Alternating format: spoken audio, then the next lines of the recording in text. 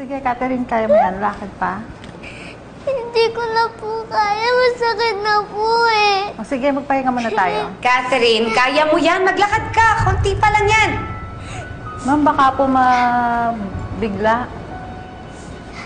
No, konti pa lang yung nalalakad niya. Sige na, maglakad ka pa. Masakit na po eh. Ayoko na po masakit. Ayoko na po masakit. Pagpahinga na po muna natin. Ikaw, wala kang pakialam kung anong gagawin ko sa anak ko. Kung hahayaan ko siyang sumuko, magiging lampayan. Walang boto. No pain, no gain, Catherine. Maglakad ka kahit masakit na yung paa mo. Huwag mo akong artehan. Maglakad ka. Huwag matigas ang ulo mo, ang arte-arte mo. Nakuha mo nga kaming layasan, di ba? Mas mahirap yun. Paglalakad lang yan. Dalian mo. Masakit na po, Arte ng batang to. Lakad!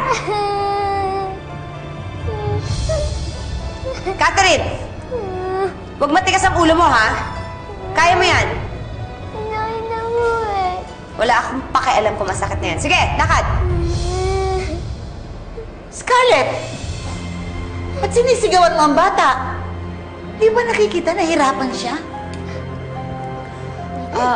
Mama, kailangan kasi ni Catherine ng konting push para mas mabilis siya makarecover at makalakad agad.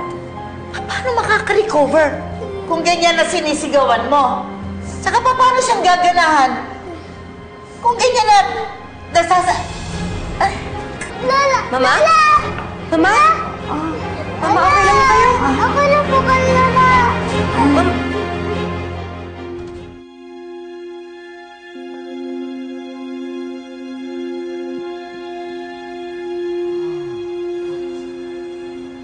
Oh, tita.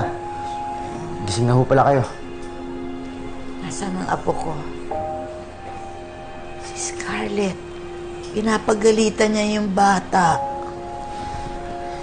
Tita, nagpapahinga na po si Catherine. Kaya kayo rin ho, dapat magpahinga kayo. Yun yung sabi ng doktor. Stress-related daw ho, kaya daw nanikip yung dibdib niyo. Jonas, alam ko ang katawan ko. Hindi lang stress ang nangyari sa akin. Talagang matanda na ako. Mahina na ang katawan ko. Tita, kalabaw lang ho ang tumatanda. Kaya ho kayo nandito para palakasin yung katawan niyo. Jonas, ayokong mawala na hindi ako nakakasiguro na maayos ang lagay ng apo ko.